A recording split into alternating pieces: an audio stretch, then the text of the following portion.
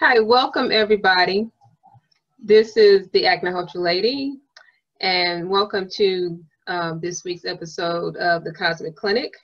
And tonight we have special guest, Jeannie Livingston. She's a Reiki Master and a healer, and she does Agnihotra. So I wanted to get the show started. I'm about to post the Zoom link right now before I forget, because sometimes I do.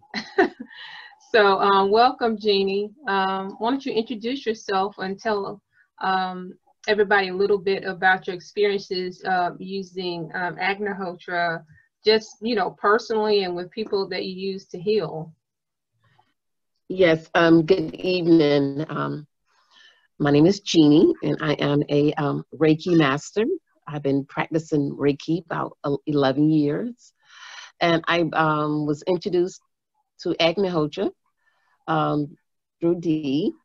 I had brought it into my healing sessions and have noticed a major clearing on my clients and healing, and got very good results back with a lot of mental healing as well as physical healing.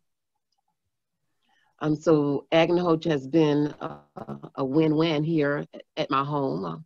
I grew a garden and put ash in the garden this summer, and my garden, it produced amazingly.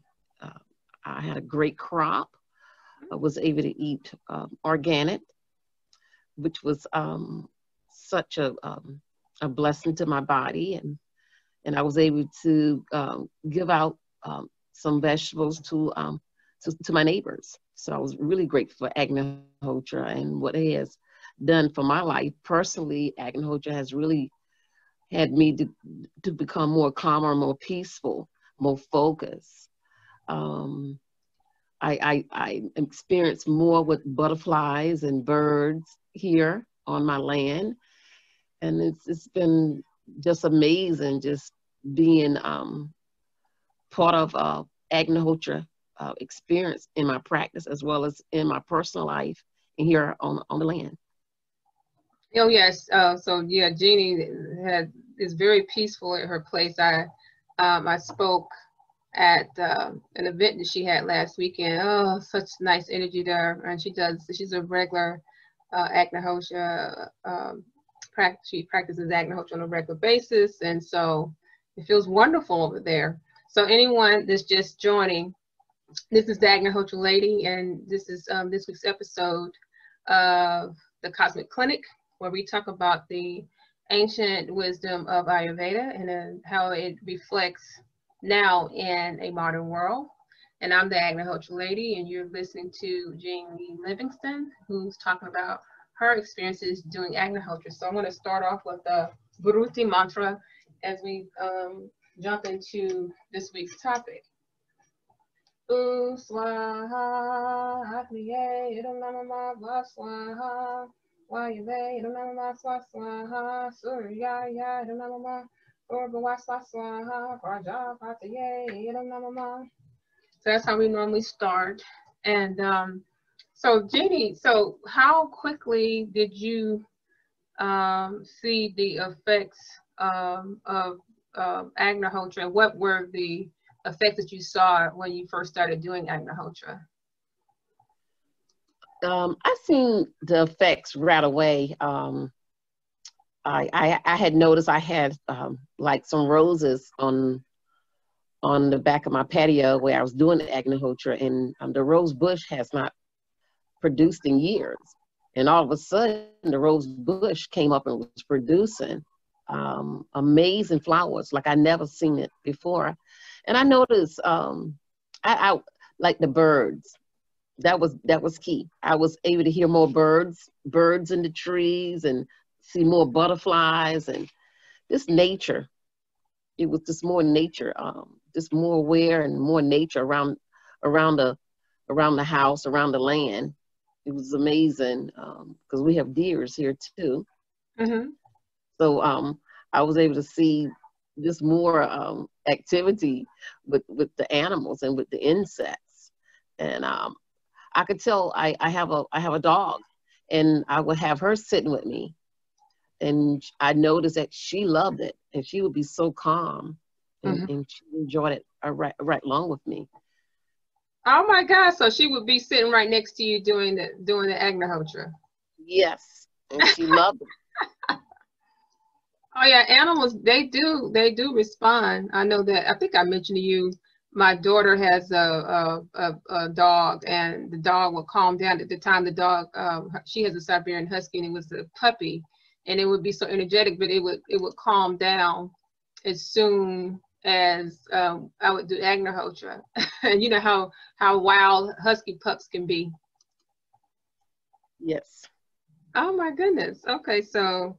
And you notice it, so that's the difference that you notice. That is a wonderful experience. So for anyone that is not familiar with Agnihotra, Agnihotra is something that we do in the copper pyramid, like we have over here. This is not Agnihotra. This is just a regular homa fire, but it's done at sunrise and sunset, and it's in tune to the circadian rhythm of nature. We use brown rice. We use dried cow dung. And we use ghee, which is nothing but unsalted butter that we boil down. And those are the basic ingredients. And so at sunrise and at sunset, there's something wonderful that happens, interaction between the sun and the copper pyramid, and nutrients are put back into the atmosphere. We say a wonderful Sanskrit mantra, and there's that music that takes place as everything begins to unfold and be healed. And so it is a purification. And as we purify the planet, we too are purified as human beings because we're part of the planet. And then, you know, at sunrise, that's when all the ethers, electricities, and energies are very high. And it floods the planet. And so there's a rejoicing when you chant the mantras because everything is being healed. So at sunset, as the energies, electricities, and ethers, as they recede, that's when we do the sunset Agnihotra, and like it's a wonderful healing that takes place there. And so that is the basic explanation of Agnihotra. So I wanted to explain that for those that are just viewing that have never heard of Agnihotra. So it's a wonderful way for us to deal with the pollution that's happening on the planet everywhere. You know, you can't run from pollution. I've heard people saying, "Oh, I'm going to move away and move into a cleaner place," but at this point, just so that you know, the entire planet is tainted and poisoned because we, the humans, have poisoned the planet. And the way to restore that balance is to do Agnihotra. And so when you do Agnihotra, it goes 8 miles up in a 2-mile radius. So when you do this in your home, you're basically doing it for your entire neighborhood within the 2-mile radius. And so it purifies the air, purifies the water. And like Jeannie was talking about earlier, when you use the ash, let me get some ash. This is the ash here. For gardening, it's called homa farming. The ash is very healing. It restores soil. So if you live in an area that's polluted, it restores the soil, increases the nutrients. Water is able to reach roots better. Roots are better, and it increases the harvest. Like, you know, Jeannie was mentioning that she wasn't able to grow the rose bush, and roses came in. So it is a way for you to be able to restore the soil and be able to eat. And so now, as we go into this pandemic, it really is an earth crisis. Let's just make that perfectly clear, because at some point we won't be able to grow food. And this has been talked about many, many years ago. And we see now that food is hard to grow. And then at some point, you won't even be able to grow weeds. That's right, you won't be able to grow weeds. And it's hard now for many of the farmers to grow food. I'm a member of Facebook group with Black farmers, and a lot of their crops were destroyed by heat and by flooding. So, and as we see with these wildfires, everyone, and continued flooding, the situation with our food will get worse. but Agnihotra is a way to restore the soil. And so for this week's topic, we're going to be talking about water and the importance of water it is for us as humans as well as the planet. And we're also going to be talking about what is life versus living. Life versus living. And so those two topics kind of go hand in hand, because you can't have any type of life on this planet without any water. Okay? You can't have it. You cannot have life without water. And if all the water is polluted, then, I mean, what do you think is going to happen to the animals, to the plants? We won't be able to eat and things like that. So, so life versus living. And so, you know, when we're born, we go into these many different phases of living. And then as we go into adulthood, then it gets into what school are you going to? What college are you attending? What job are you going to get? Then as you get older, okay, who are you going to marry? What are you going to do? Are you saving for retirement? You have all these things that have to do with living. And really, when you are born, you're born to find out what life is, what goes on with that, what goes on with yourself, other people, the universe, and really what creation is. And so when you explore all these things and then some, that is really living a life, and not just simply existing to just get up and eat, go to work, and then come back home. Okay? That's just basing, okay, you know, this is my day-to-day life. So we as humans, we are meant to explore beyond those basic things. We have to do the material things that man has set up for us to do. Man has set up for us to go to school. We have all these things to accomplish. In man's world, we have to get some type of degree, earn some sort of living. But remember, we are human beings. And a human being is just that. You can just be. You shouldn't have to perform to do anything to exist on this planet. And so sometimes we as humans, we get caught up in all these things and we forget to sit still and to just listen in our hearts and communicate with the Creator, and to understand what it is that makes us human. What is the purpose here on this planet, and how are we supposed to be service and help each other? And so that's the topic I really wanted to cover, because that's really important. It's really important. What do you think about this life versus living? What have you come across in dealing with people with this subject, Jeannie? Yes, I'm right in alignment with what you're saying, and so in agreement.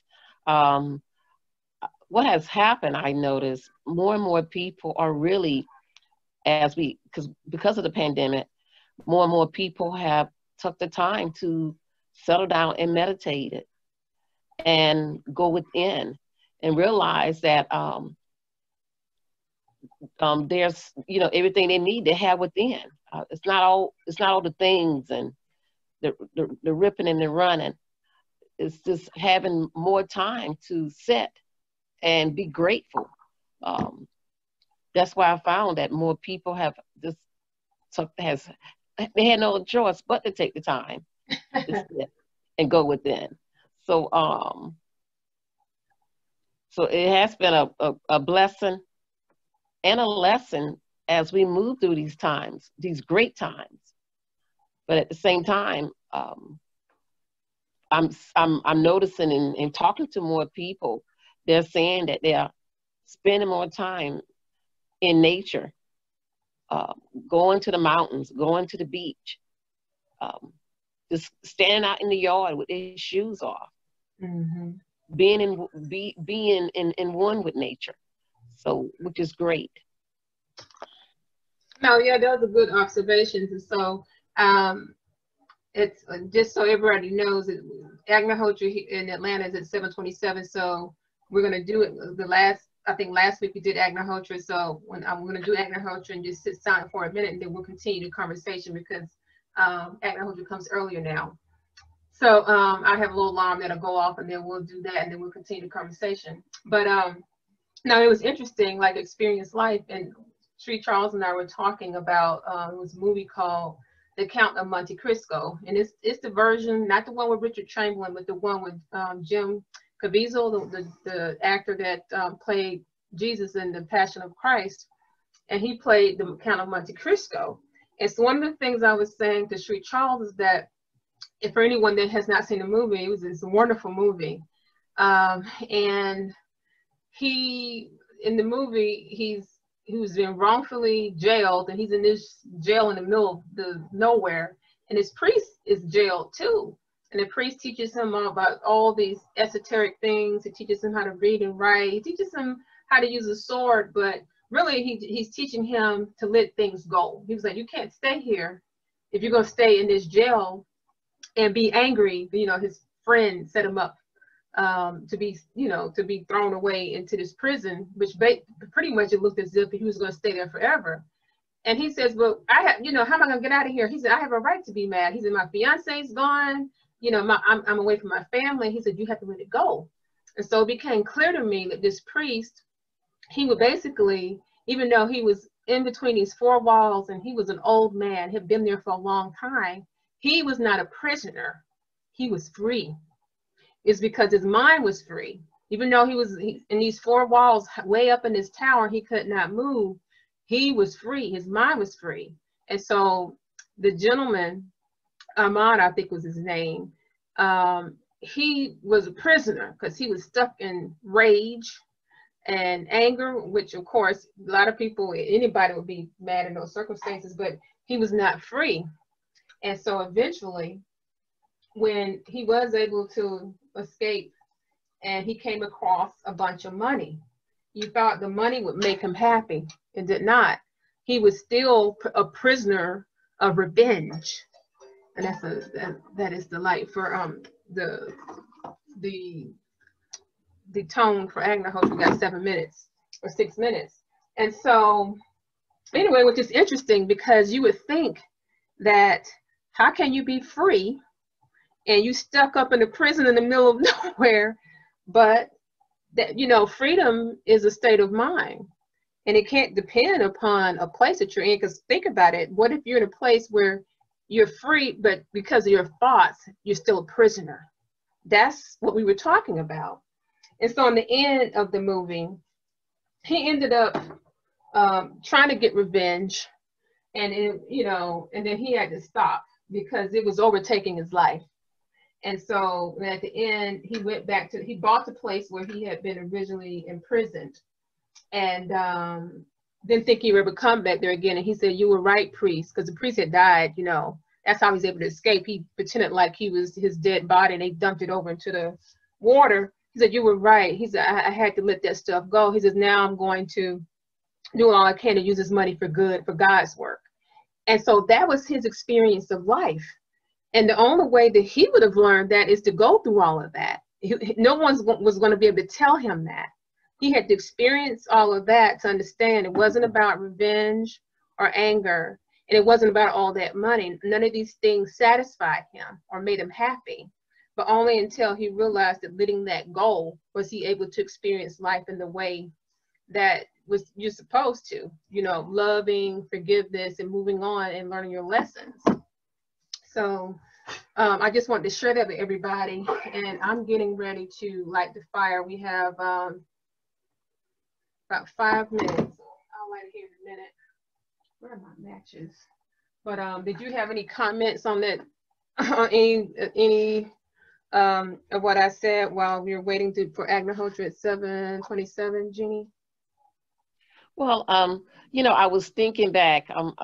It's a testimony I love to give regarding my brother. I remember when I started doing Agnihotra, I guess I don't know, it might have been 2 years back, and my brother was staying with me, and he was very sick, and he would sit with me also doing Agnihotra, and his recovery was remarkable. I mean, his recovery was great. It was fast, and so I have to go back and give credit to Agnihotra on regarding to my brother's healing, and his healing took place really fast because he was pretty sick. But once he started sitting before the fire, I could tell a major difference in his healing. I remember you told me that, and I met her brother before too, so that's wonderful. And the thing is that when you do Agnihotra, everyone, think about it. If you're purifying the planet, in the purification that we're talking about that happens to you as a human being, that's wonderful. So you're purified in the body, mind, and spirit. So any of these things that we're talking about that we need to work on, whether it be greed, envy, jealousy, if we are not compassionate and we're not loving, if we're not forgiving, these are things that will change in you over time if you do Agnihotra on a regular basis, because we're meant to walk in love and light and have all these wonderful attributes that I mentioned at all times. And sometimes we forget and we get off the path. And so that's the wonderful thing about Agnihotra, is that you quickly are purified. Every time you sit in front of the pyramid, and I think Jeannie would agree with me, there's something there's a transformation. Yes. Yeah, so every time you're brand new when you sit in front of the pyramid and you sit there. And so you don't have to stay stuck. If you were, enraged and angry from the day before, you won't have to be that way after you sit in front of the pyramid. It's constantly fine-tuning you to be the best human possible. Yes. I heard that. That's the truth. So we got, you got 2 minutes before Agnihotra. It's 7:25. I'm just keeping track of the time, so you can't see the fire, but it's a nice big fire here. So I'm moving to the side so everybody can see the fire here. And so everyone, this is the evening mantra. It's in Sanskrit, by the way. All the mantras are in Sanskrit. It's a high vibratory language. Okay, so we got 1 minute. And then we'll sit 1 minute in silence and continue the conversation. Oh my goodness. Oh, that fire's kind of big.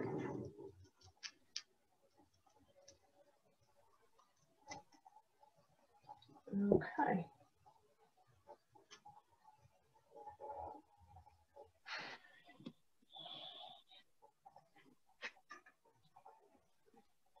Okay, here we go, everybody.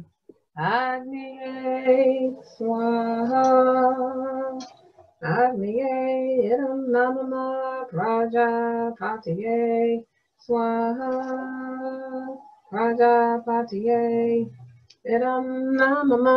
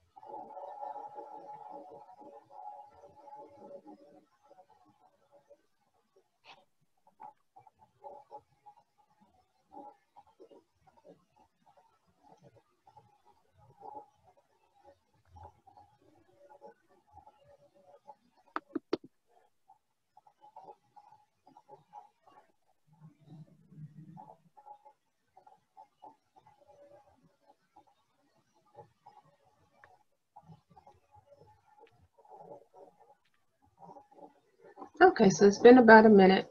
Okay, everyone, so that is evening Agnihotra, and it is a different mantra that we say in the morning time than that we say at sunset. But this is the evening Agnihotra that we do, and millions of people do worldwide.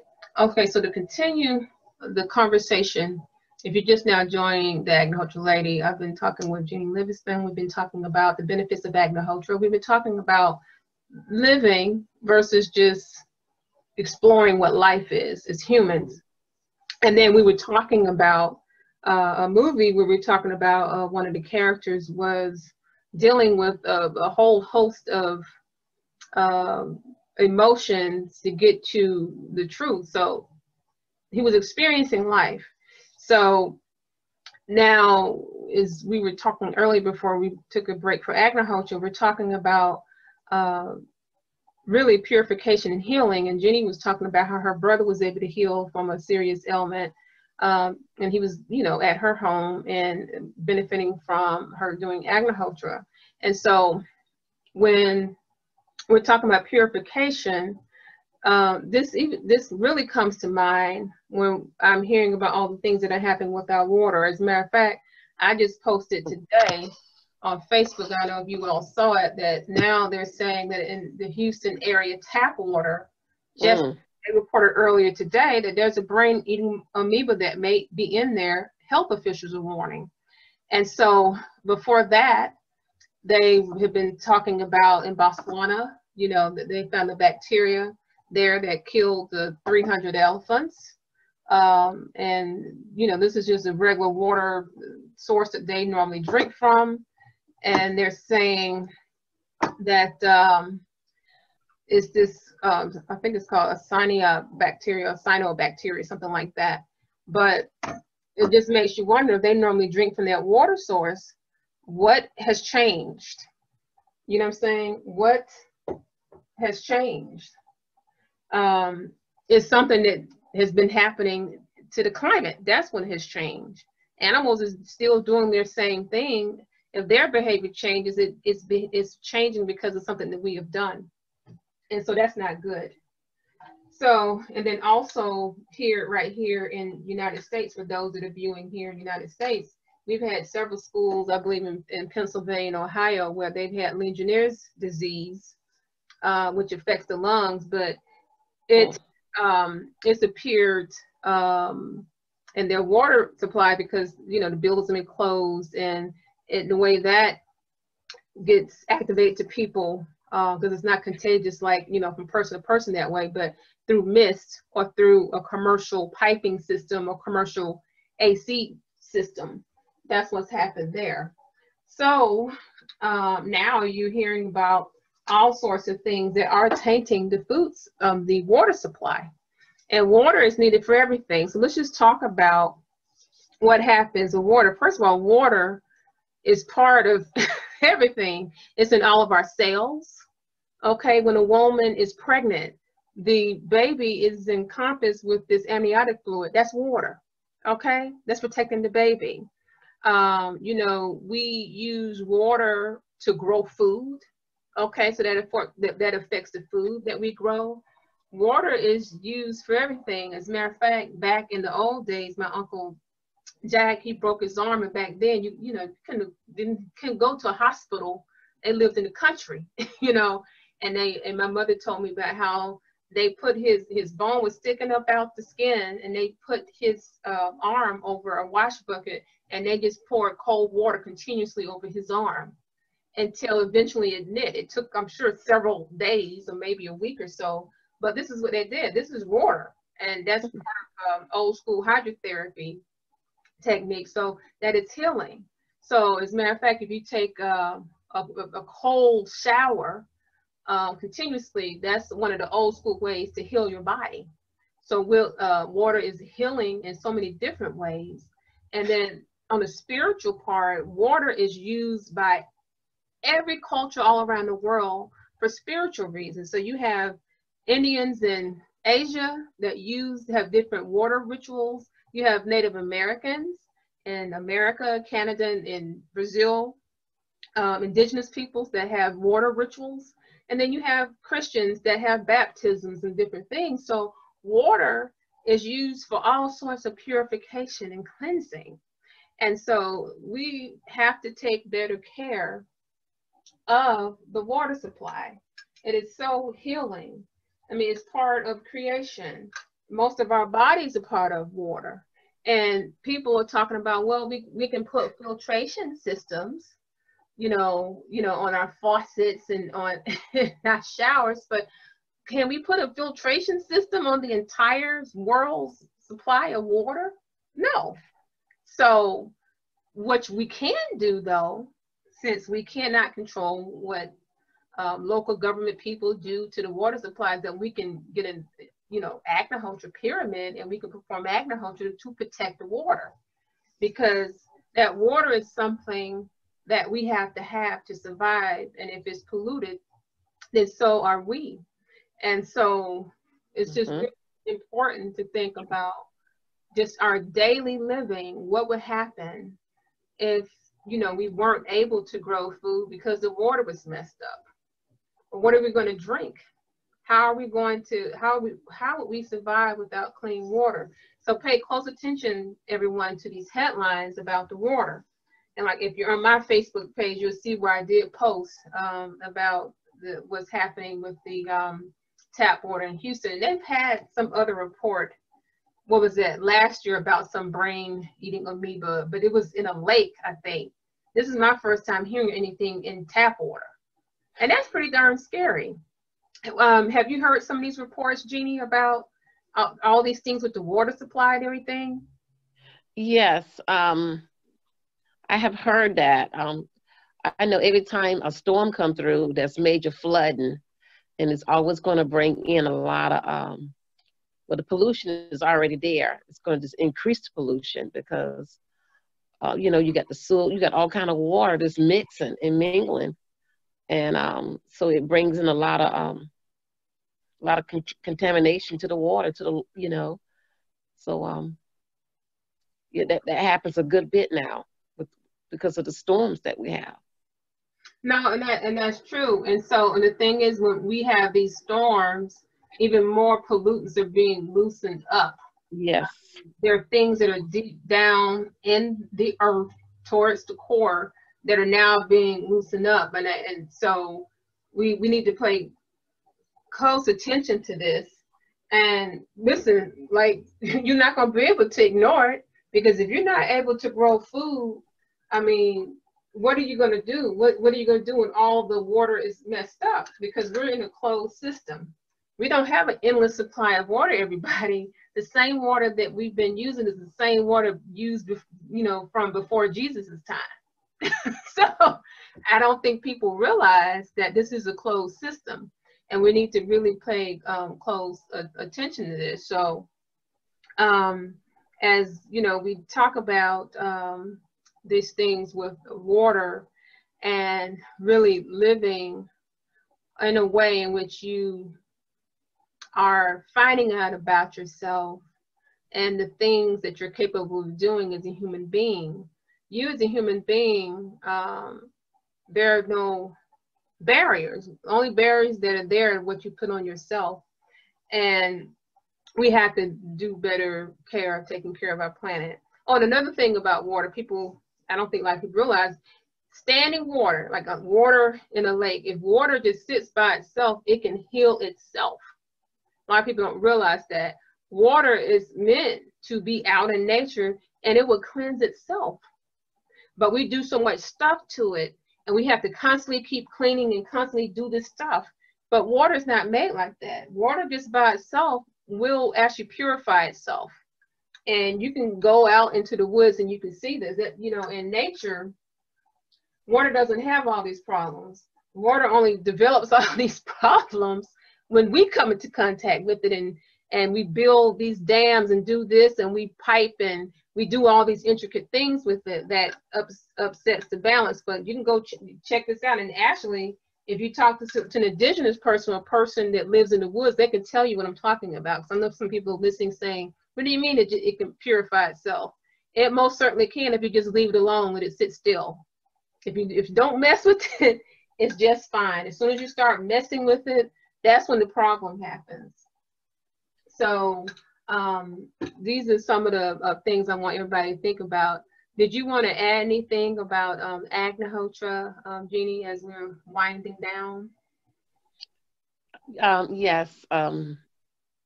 Agnihotra has been such a blessing for me. My experience with, you know, me mentally, it's been helping me mentally. I can sit before the fire and get a clearing, and I brought it into my practice as a Reiki Master, and then with my brother.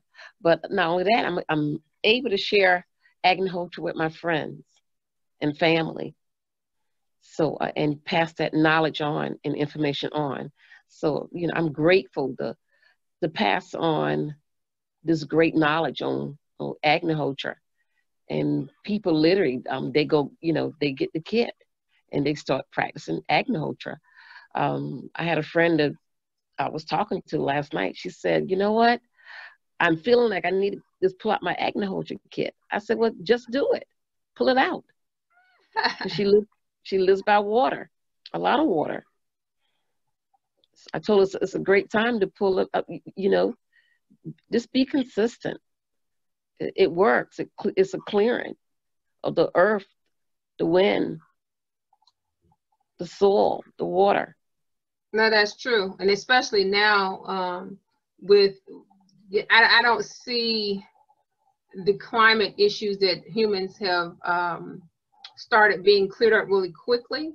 Agnihotra is going to be the only way really that we're going to be able to grow food properly and to have clean air. I mean, as a matter of fact, I had somebody come over here yesterday to pick up a kit, and the first thing they did is when they came over here, they were like, wow, the air feels different over here. You know, wow, what, oh, you know, they immediately, and of course we socially distanced, but they threw off their mask as they, you know, they sat outside and like, my God, it feels different over here.